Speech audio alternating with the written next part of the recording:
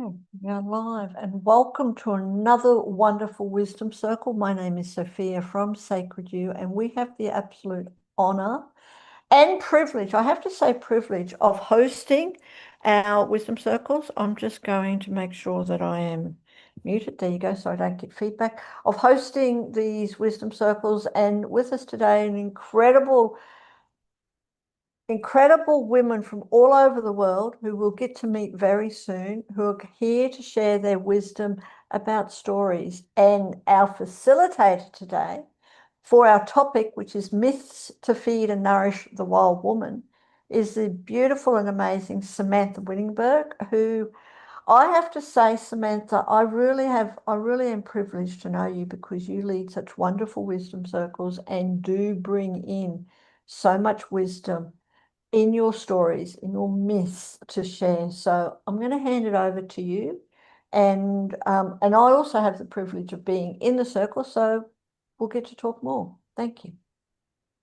Thank you, Sophia. And yeah, I'm just feeling really grateful seeing your faces and having your company here with me. And we'll get a chance to introduce ourselves, but first let us just arrive in our bodies, being present. So just being present to our bodies, being present to the ground, the earth, from which all stories come, really. And today's stories involve a very physical manifestation of earth. Now, if you have a stone that's not too far away, preferably a one that feels nice to hold. It can be a very ordinary stone. In fact, it's best if it's a very ordinary stone, but if it's a gemstone, that's okay. So maybe just take a moment to grab a stone, if you have one in your close by.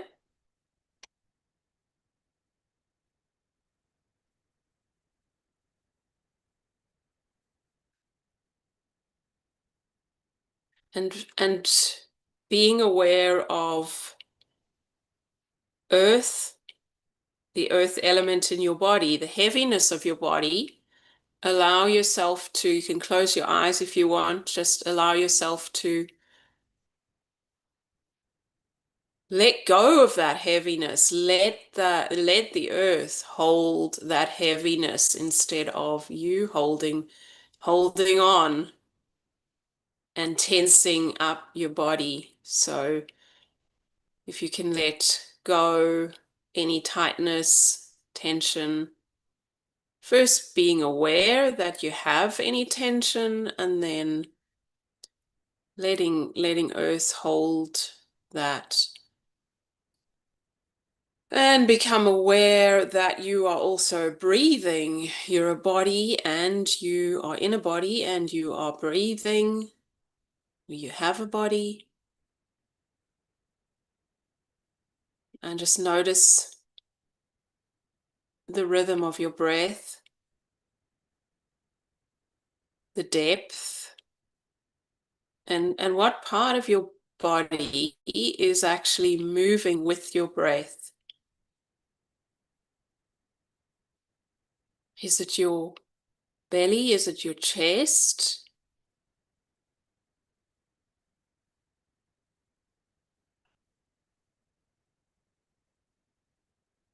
Just taking a moment to be thankful, be grateful for these processes that happen without our even having to try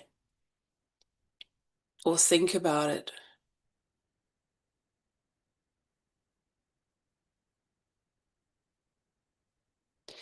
And feeling your stone, if you have a stone, just notice the sensation, the temperature, the texture of that stone.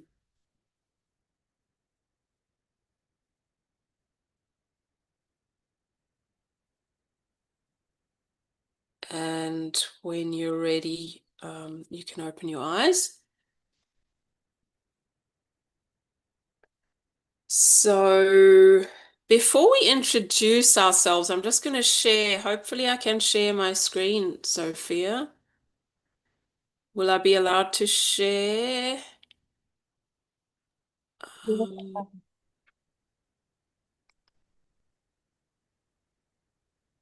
okay.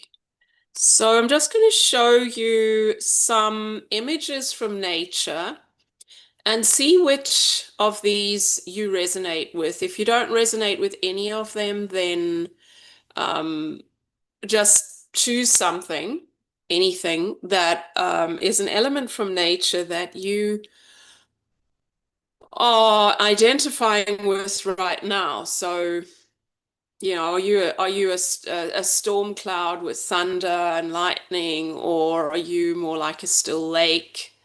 Um, so whatever's happening for you at the moment, see if what resonates here. There's 2 pages. Can you all see that? Maybe I need to make it smaller.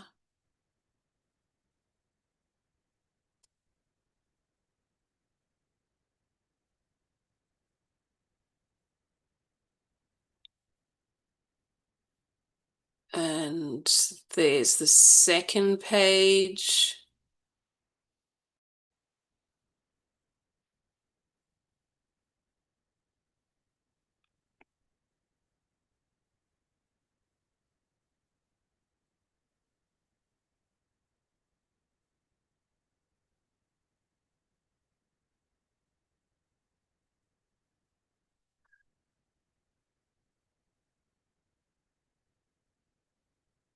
Tunnel. Okay.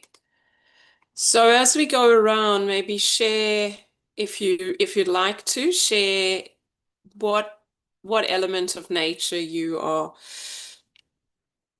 relating to, connecting with, identifying with at the moment. And also, if you'd like to share a little bit about what you do, who you work with, we'll just do a brief intro. So I'm Samantha. I'm in Central Victoria, and I help parents and caregivers of neurodivergent children to avoid burnout and to create a fulfilling life, to navigate their challenges, their unique challenges with autistic and other kinds of neurodivergent children. And I am feeling like that, I don't know, that tunnel, that wave tunnel just drew me in. And it's like, you know, that mystery of going through a tunnel and when what's, you know, what's there, what's out there, what's at the other end of the tunnel. I that spoke to me in this moment. Um, can I ask Jo, would you be willing to go next? Sure. Hi, everybody. I'm Jo Irwin, and I work with women to find the peace within the chaos and all the overwhelm and anxiety and all the things that women go through in life. Coming from a single mum background of 4, and running a business in my entire life, I love to help them find that peace and manifest the life that they deserve and desire.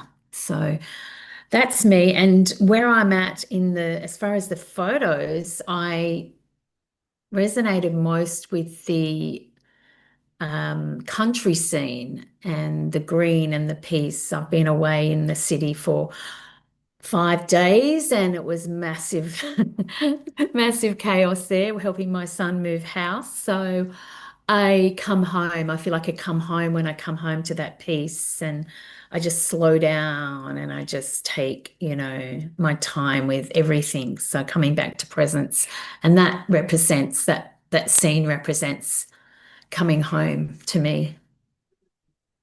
Beautiful. Thank you. Great to have you here. I know it was very last minute. I really appreciate you jumping in. Funny about that. I already had it in my diary. I don't know why, but that's manifestation. Okay. Marija, would you be willing to go next? Yes, hi everyone. Thank you, Samantha, for having me. Yes, my name is Marija. I live near Melbourne, and I am also a facilitator and founder of the Emotional Fitness and Spiritual Depth, and I help highly sensitive women to navigate uncertainty. And also I'm launching the creative side of the business, where we're gonna be doing a lot of journaling, craft, and art to express and to connect with each other. And also I am looking forward to be able to help those highly sensitive women to step into their full power. And the photo I resonated with highly was thunder and lightning bolts. And that's something what my women want to represent and turn their sensitivity into strength. Beautiful. Thanks, Marija. Eva. Hi, thank you so much for having me. My name is Eva. I'm from Sweden, but I'm living in Spain at the moment. I help women with chronic illness to calm and cleanse and connect with their bodies so that they can start to feel better and be able to live their life fully again, and to feel like themselves again, because many times you lose yourself in illness. So that is what I do. And I also help them with craniosacral and energy work through that as well.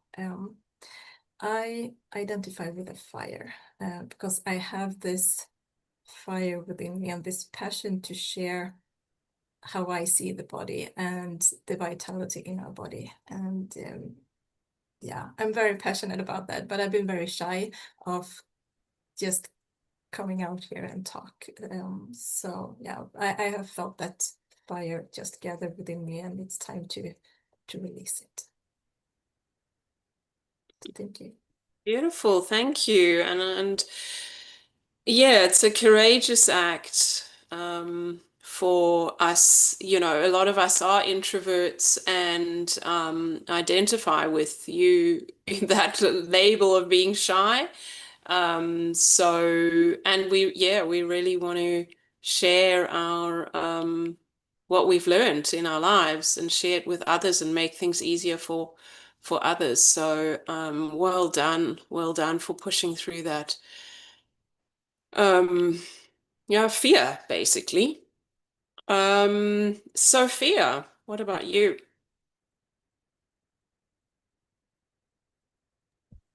Take off mute first. That's it. Thank you. Thank you, Samantha. So for everyone who doesn't know me, my name's Sophia. I actually have like I said, the honor of co-creating Sacred You, which brings me so much joy because I get to connect with all these amazing women from all over the world. And I said, I'm very honored to be able to do that. And with your pictures, Samantha, I actually identified with just about all of them, but two really stuck out. The first one at the moment was the woman on the beach who was, sitting on the beach holding her knees, kind of curled up. And I'm identifying with that right at this point of time because I have to say, honestly, rest or sleep is upon me. Just due to nights and not having and being awake really late last night, I am ready to go back to sleep straight after conversation. So that was one, but also generally it's the daffodils. The daffodil that was blowing in the wind, the daffodil flowers, I don't know what you call them. A dandelion. dandelion, not the daffodils. Thank you. Mhm. The dandelion, as Mhm. I said, sleep is upon me. Mhm. Literally. Yes, the dandelion, because it's like it's spreading the light, it's spreading that freshness throughout the world. Mm. Yes, the dandelion. Beautiful. Daffodil. So thank you.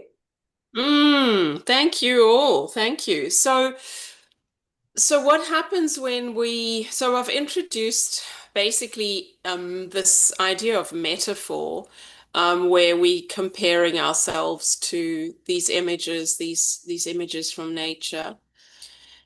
And what happens is that we spend a lot of time in our our left brain, logic, rational side, as women, even though we are women, we doing that a lot. And so when we start to think in terms of metaphor, we get taken into that is a right brain activity. And so is story. Obviously, storytelling a story is it's an extended metaphor, um, which stimulates a very different part of the brain, and it stimulates it's what is involved in healing and emotional connection and lots of and imagination, of course. So lots of wonderful, we need both sides of the brain, of course, and I just think that a lot of the time it's quite out of balance. So um, I am bringing this story as part of healing, and imagination and creativity to make sense of our lives. Like when we look at a picture of a fire, then, and identify with that, um, it becomes something quite expansive. It's expansive. I'm not just this little tiny ego I. I'm connected to this massive element of fire. And so I'm connected to all fires and all stories about fire and the whole galaxy. There's all these fires up in space. So yeah, I'm going to be taking us into a different kind of time as well. Talking about going up into space. So story time is not like the linear time that we normally concerned with. So if there's something you want to do to prepare yourself to go into this deep time, you may do this. I like to put my hat on to tell the story. And I have some things with me. I have this, which will be involved somehow. And I have this. And for the first minute of this story, I'm actually going to get you to do some movements. And these movements are all part of getting us into our body and also regulating the nervous system. So, are you ready? You ready for the story? This is the story it's called Pebble Soup or Stone Soup. And here we go. Now, I'm hitting my legs. You can't see that, but as I'm smacking my legs, I'd like you to join me and go tramp, tramp, tramp, tramp, tramp, tramp, tramp, tramp. And you can say this out loud as well with you can keep yourself muted. Tramp, tramp, tramp, tramp, tramp, tramp, tramp, tramp. Came the soldier who had been in the war. He was very tired, very hungry. And it was even starting to snow. So he was brushing the snow off his arm as he walked. So he would go swish, swish, swish, swish, swish, swish, swish, swish, and tramp, tramp, tramp, tramp, tramp, tramp, tramp, tramp. And he arrived at the village, a village, not too far from here, but a long time ago, and maybe in the future too.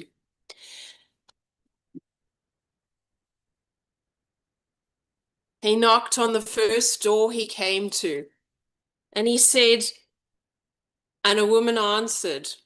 Well, she peeped through a crack in the door because in this village, the people had gone through very hard times, lots of traumas, and they really all kept to themselves. And they kept whatever they had, whatever possessions or food they had, they kept it locked up, and they were very protective of themselves and their things.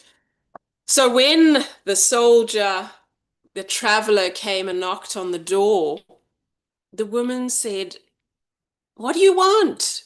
He said, "I'm a traveler. I'm tired. I'm hungry."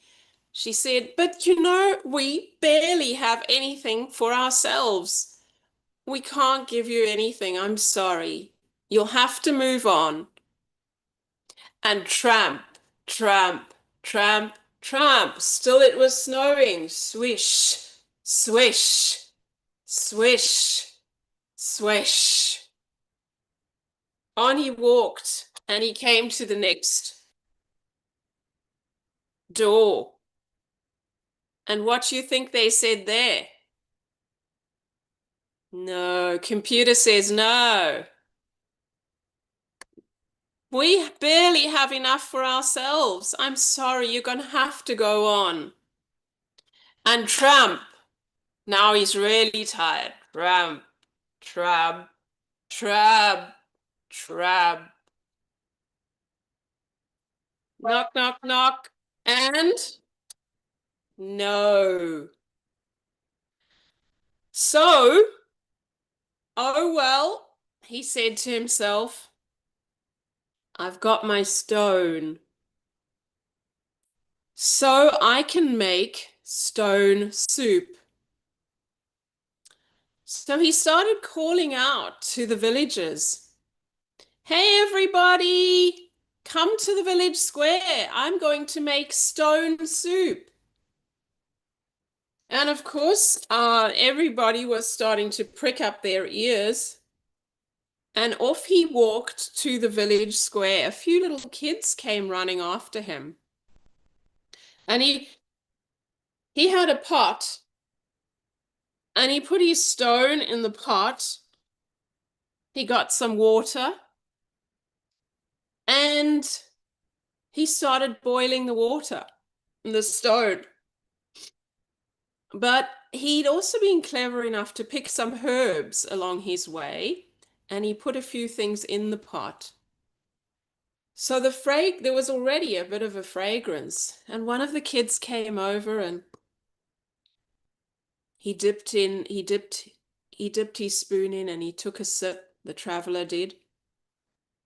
It's delicious, but you know what? It needs a little bit of salt. Do you think you could go and get some salt for me? And you know how children are, they're just so happy to have a little job to do. And he ran down to his mum and he brought back a bit of salt, which the traveler put in the soup. And again, he tasted it. Oh, this is delicious, but you know, it could do with maybe a couple of carrots. And by this time, there were quite a few people gathering around him from the town. And someone said, "Oh, you know what? I've got a few old, wrinkled old carrots. I'll go home and get those." Tasted it with the carrots and said, "Oh, you know, it could do with a bit of chunkiness. What about some potatoes?" And again, there was somebody who ran back home and got some wrinkled old potatoes, and he cut the black spots out. And this fragrance was starting to get stronger. There were more and more people gathering. And of course, he got a piece of meat from the butcher or some bones, and so on, until he had this beautiful soup cooking. Genuinely delicious.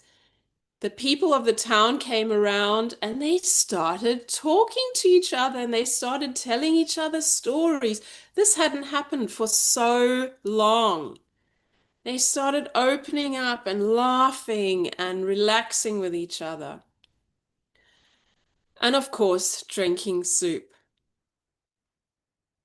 And they were having such a wonderful time. And after a couple of hours, somebody said, "You know, we really need to thank that stranger, that traveler, for what's happened here."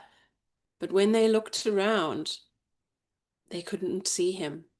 He had walked on, taking his pot and his stone with him.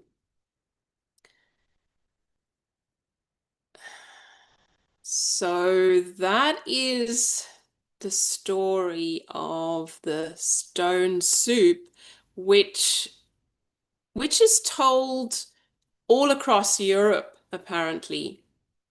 I forgot to mention that at the beginning. There's lots of different versions of this, but mostly in Europe, all over Europe. So what we do now, the story has fed us.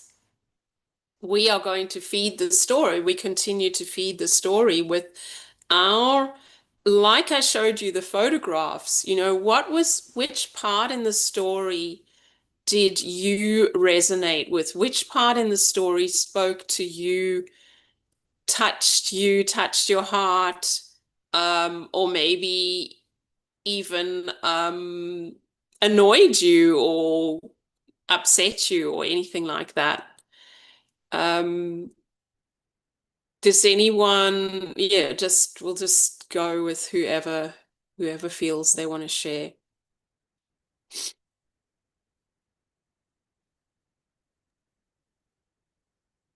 Yeah, I think the entire story resonated or touched me because it represents so many things, like the creativity, the infinite possibilities, the community connections, the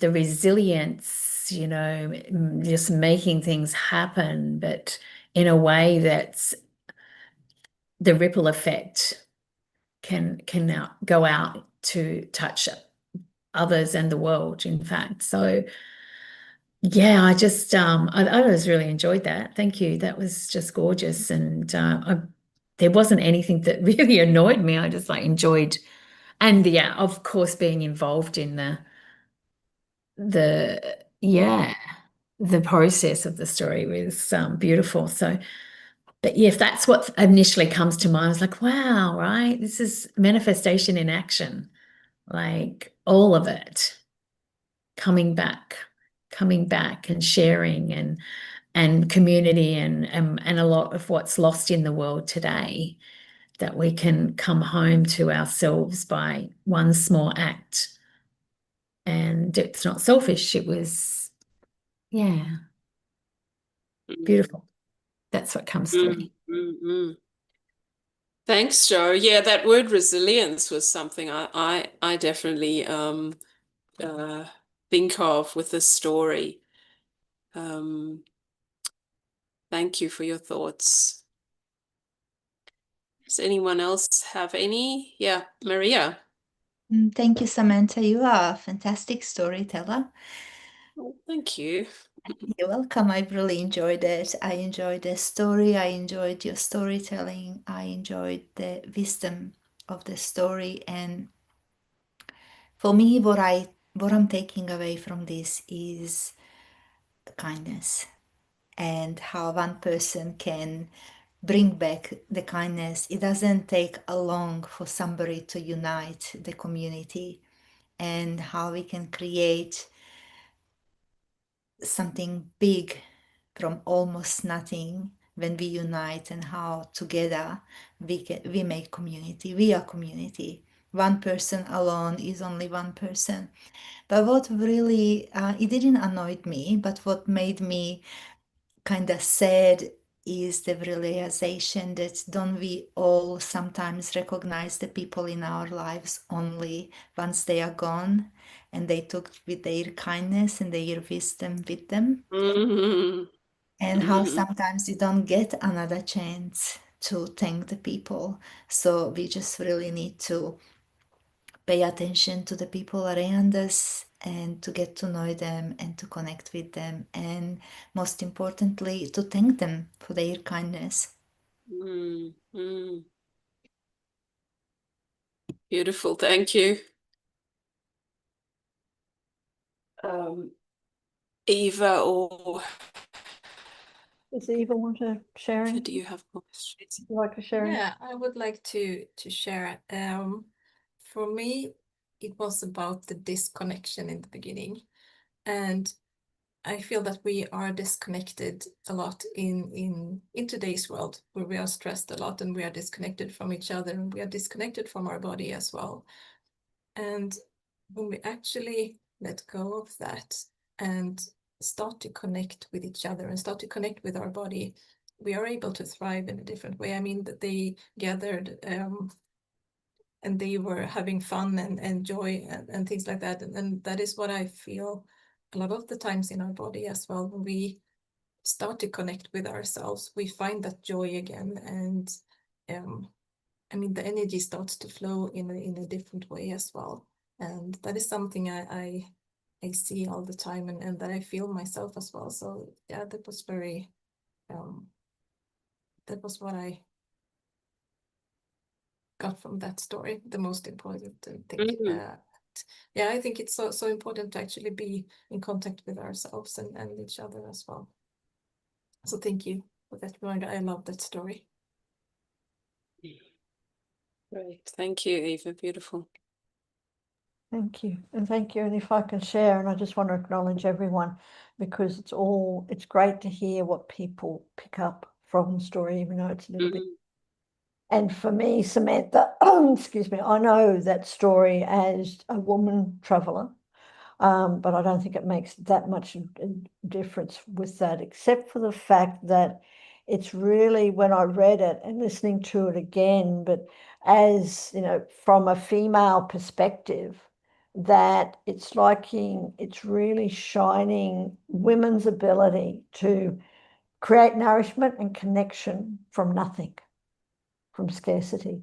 And Exactly. excuse me, and you also, like in the area, a lot of it is all about retrieving or experiencing that sacred sensuality, that we can create that nourishment and from nothing, the nourishment from within, when we don't have a lot there. But yes, no, I like that story because it's all really about connection, which is a big thing for me.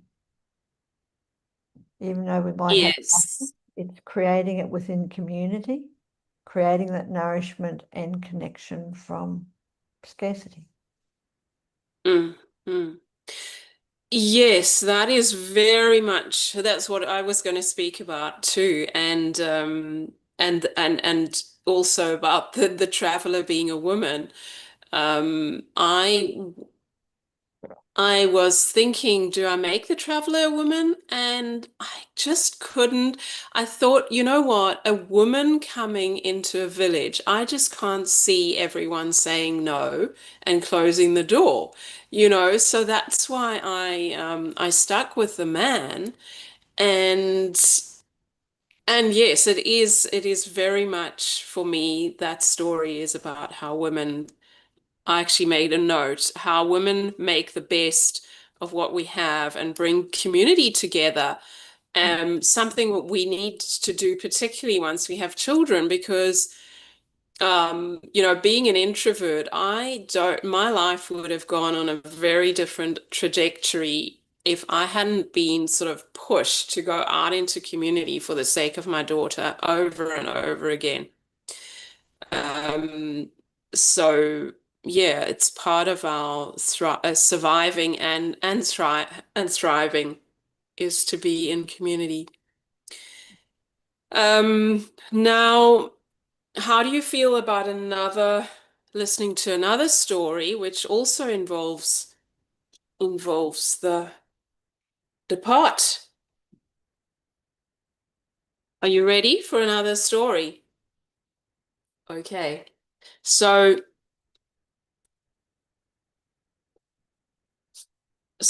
this also starts with the tramp, tramp, tramp, tramp, tramp, tramp, tramp, tramp, tramp, tramp, tramp, tramp, tramp, tramp, tramp, tramp, tramp, tramp. It's a different kind of tramping because this is Black Betty, the beautiful Black Betty, who's blacksmith. And again, not far from here, but long before there were street lights, she would be walking back from her work out on the farm into the village where her little cottage was. And she'd be sauntering along like as Martin Shaw says in the story. This is a story that Martin Shaw tells, and it's called Where Does Your Luck Live? Or Where Are Your Blessings? He says that she was sauntering along like a cow that was full of milk. Very contented was Black Betty. And this was not a woman that you could rush. She was taking her time, and it was actually getting late. Usually she tried to get over that part where the road drops down and there's a lot of shadows around. She would try to get through there and home long before that hour when dogs turn into wolves. That hour at the end of the day, in between day and night, because down by the creek is where those things like hobgoblins, I call them hobgoblins. I don't know what you call them in your culture. What do you call them? And boogeyman.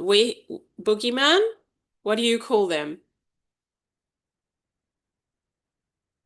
Goblin. As a child, Goblin, goblin. As a child, it was boogeyman. boogeyman. And Sweden? What about Sweden? I don't know what boogeyman is, so I don't know what the Swedish word is. It's not like like a naughty gnome, the spirits that want to cause derangement and disturbance, and they hide under your bed sometimes or down by the creek in the shadows under the Yeah. bridge. I think they're called vättar in Swedish. How would you translate? Can you translate that or not? No, I don't know how to translate that. I'm sorry. Okay. All right. Well, that's your word then. Yeah. So just as she was sauntering along, though, she came to a sudden stop because there in the road was a big black pot. And of course she was really curious. She thought, I wonder who has left that pot there. And of course she looked inside, and inside was 9 pieces of gold. 9 pieces of gold. Now that is enough gold, enough wealth to utterly transform the life of someone like Black Betty. And she was a woman that spoke to God a lot. And it turns out that God was listening, because she said, "Oh, wow, God, thank you for this incredible gift. I'm so overwhelmed. Like, what on earth, what can I do with all this gold? What should I do? Goodness me." And she continued walking, carrying the pot, thinking, what on earth was she going to do? It was really overwhelming. And a few hundred meters down the road, she thinks, well, I just can't believe this. And she opens it up again. She looks inside the pot, and the gold has turned to silver. 9 pieces of silver. Oh God, you have answered my prayers. I mean, for most of us, that would be like a demotion. It would be a downgrading to find the silver after the gold, but not Black Betty. She was so happy. God, you were listening to me. I said I'm so overwhelmed, and you gave me the silver. With the silver, I know what to do. I can give some of it to my aunt Jemima, who lives down over the hill and down in the valley, who really needs some help. And then there's the baker. He has fallen on hard times. I can give him some of that. And she is thinking, and her mind's going about all the things she can do and give away with the silver. And as she she can see her cottage, she's coming close, and she has another peek into the pot. And do you think, what do you think was in there? Like, do you think the silver was still in there? No, no. The silver had turned into a few lumps of iron. And well, she is a blacksmith. She was starting to lift up off the ground. She was so happy about these pieces of iron. Well, this I can really do something with. Think of the incredible tools and things I can make in my studio with these. And she's got a massive smile on her face. And as she reaches her cottage, she thinks, well, just have another peek in the pot. And there was no gold. The gold had turned into silver. The silver had turned into iron. And the iron had turned into just an ordinary stone. Now, it was bigger than this stone, a lot bigger. Well, she was just dancing like a crazy woman. She was so happy, because all this time she had been looking for just the right stone to prop up at her back door, so that in the springtime she could lie in bed in the mornings and hear the birds singing. Well, God, thank you, God, for this incredible gift. You know just exactly what I need, and my heart is just in ecstasy from the gifts that you have showered on me. So, in her ecstasy, and she's now at home, she takes the rock and she's stroking this rock. And all of a sudden, it erupts into the hobgoblin and turns into the most hideous little creature. He is so angry and annoyed because this was not what he had planned for Black Betty. Oh no. Oh, well, what do you think Black Betty did when she saw him, this ugly, just hideous, with fire in his eyes and a long twisty nose and ragged, dirty clothes. Well, she was over the moon. She was over the moon.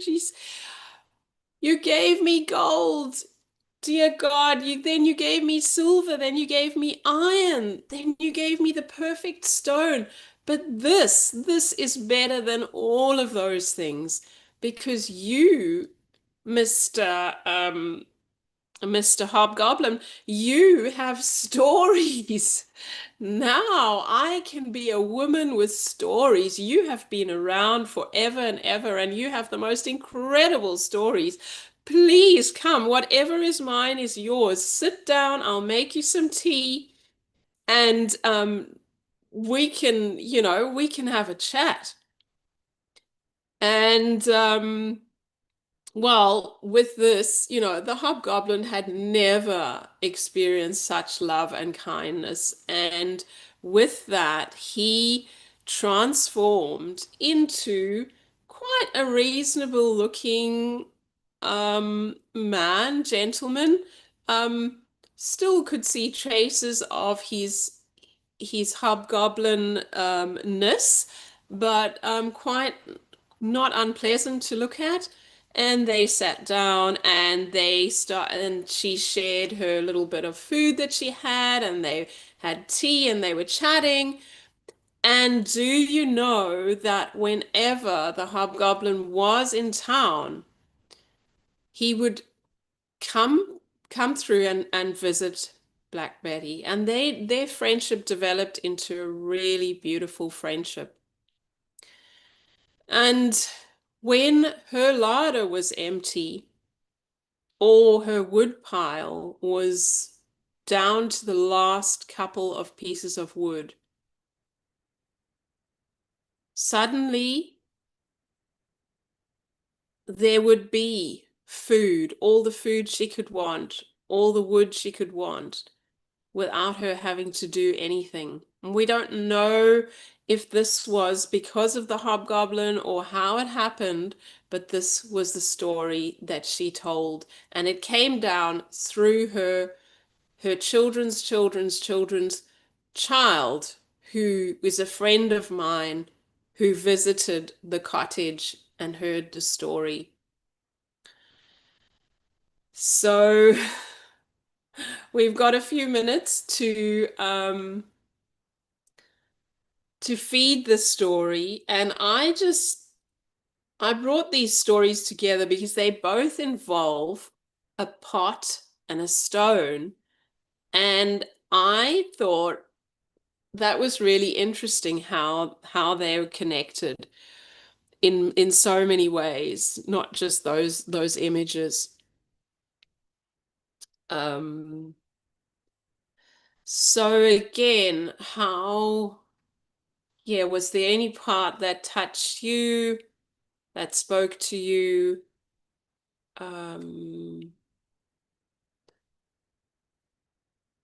Just share when you're ready. Hey, Sam. For me, again, it's kindness.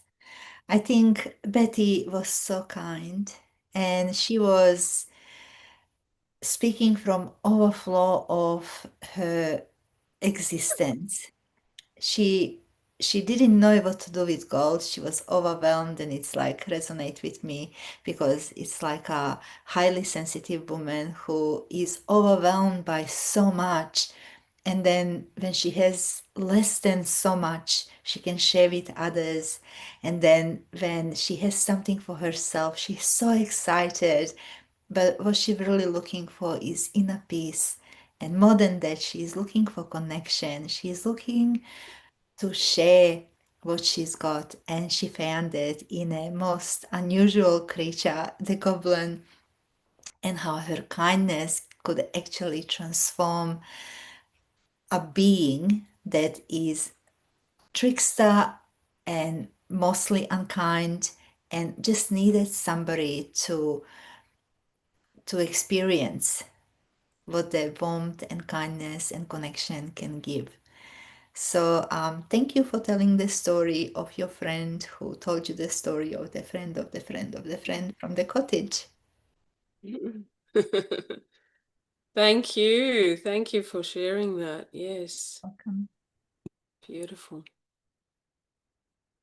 Yeah, I agree with Marija. The kindness that shone through there was just next level, wasn't it? Like, and the pot of gold, she wouldn't have been able to hold, she couldn't receive that because it was beyond her capacity of where her kindness and just the power of gratitude, like the power of gratitude and how underrated it is, having, because all of this she would received was more than that she'd ever received, but so she was grateful for it all.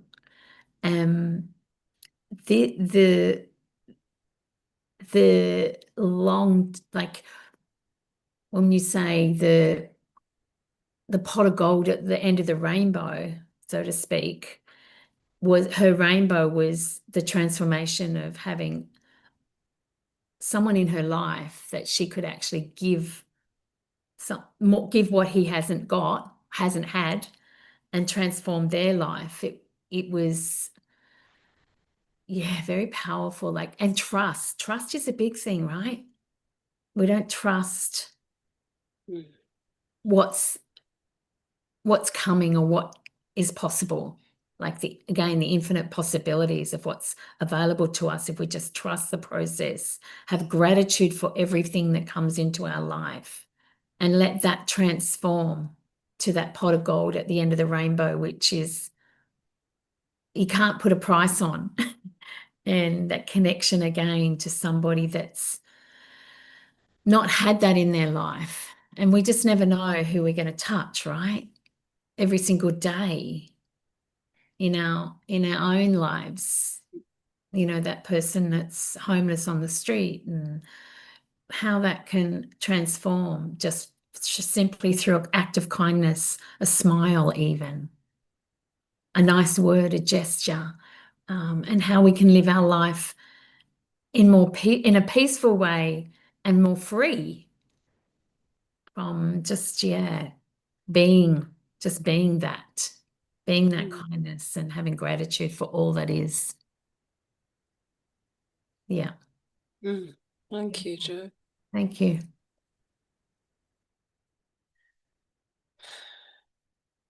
Eva, do you want to share anything?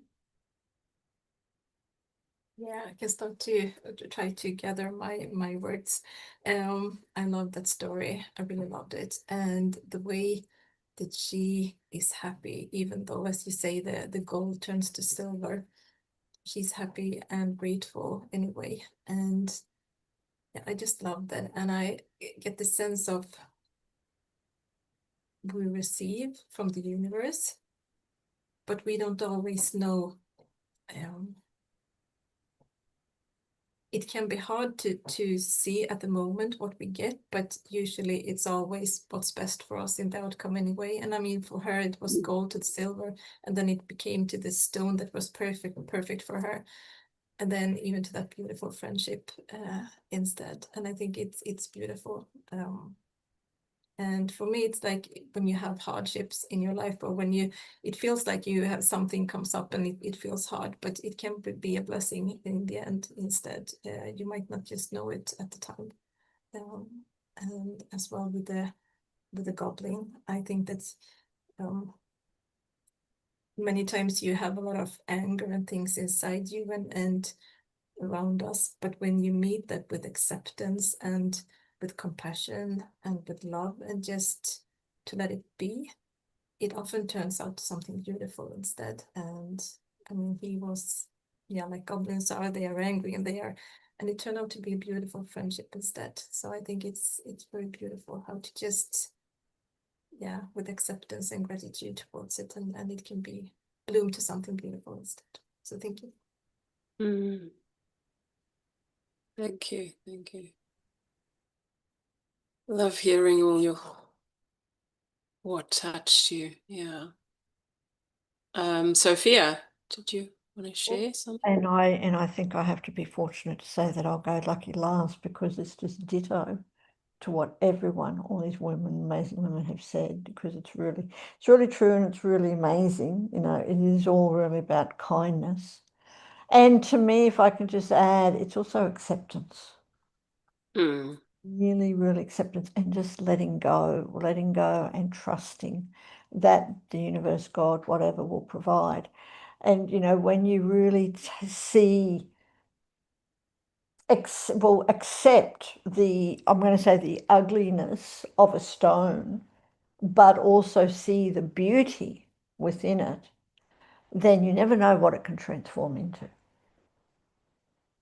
You know, when we really just accept and see that beauty within everything and everyone. But, you know, even stones can turn into goblins, which turn into lifelong, handsome looking male friends. Not a problem. So yes, you know, it's a wonderful story about just accepting and trusting. Mm. Mm. I'm grateful. So thank you so much. Yeah, thank you, Sophia. And And Marija. I also see that thread of kind of making something from nothing, which was in the first story, and just through the attitude of the person, you know, who was holding the stone in both cases. It's just a stone, but that's actually where it all comes from, the earth. Marija, did you want to say something? Oh, I am just so grateful for this story, and listening to Jo Anne and Eva and Sophia and you is just so amazing. And what came like thunderbolt and lightning right now for me is like silver and gold. I have none, but just connection with people, how we live in a times when materialistic things and ambition and all this around us, the world is telling us what to be, how to be. But as Sophia said, just acceptance and this connection, Joanne said, and Eva, kindness, like how we people are the most important things to each other. Yes.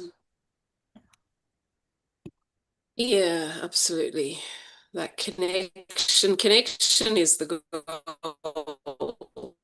right? And community.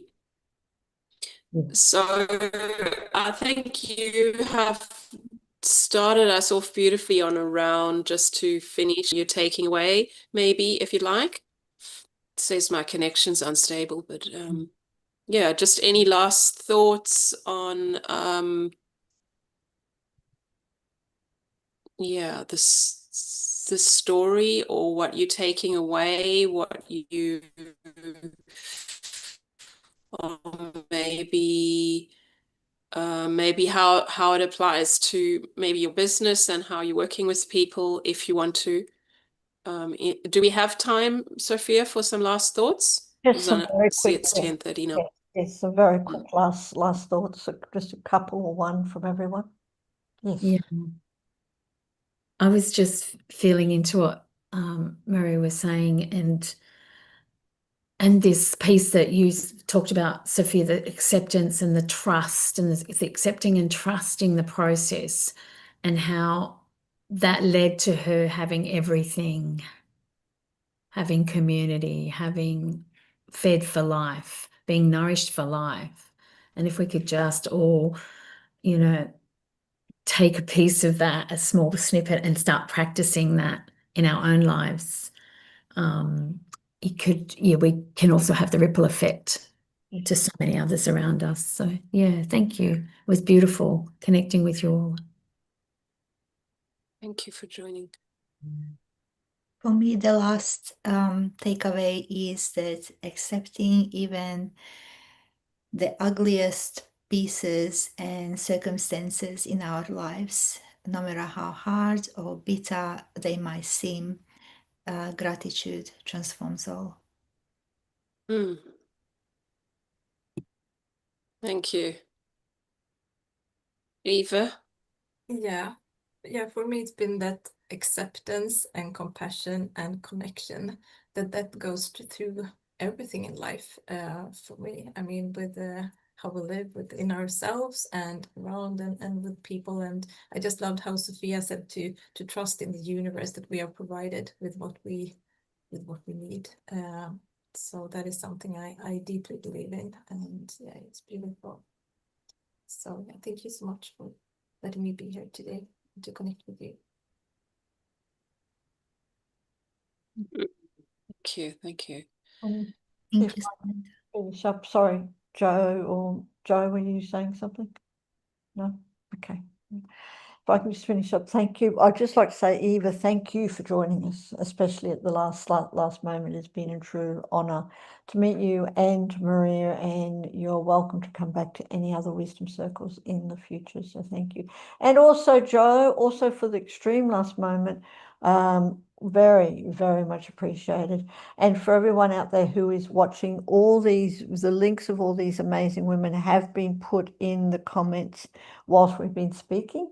So do click on them and reach out to them, even if it's just to say hi and thank you for your story. If you have any questions, please put them in the comments. A true appreciation to Samantha for another wonderful wisdom circle with some great stories. Love your wisdom circles, Samantha. It's they're really enlightening, really enlightening. Again, reach out to Samantha, and for everyone else, come and check us out, Sacred You. Jo is also the host of some incredible wisdom circles all about returning to the self, and they're coming up. The next one's coming up very soon, next week actually, for Jo's. Plus we've got lots more. Check us all out at sacredyou.love. Join us for free if you like. Join our village where we go live. You get to see all our programs, and all that's at sacredyou.love/join free. Come and check us out, and be part of a wonderful community of women that can truly have your back and really help you transform scarcity into complete nourishment, and everything that these stories have embodied. So thank you. Yeah. Jo's got her stone. Can we do a screenshot without? We Are can. you able to take a screen?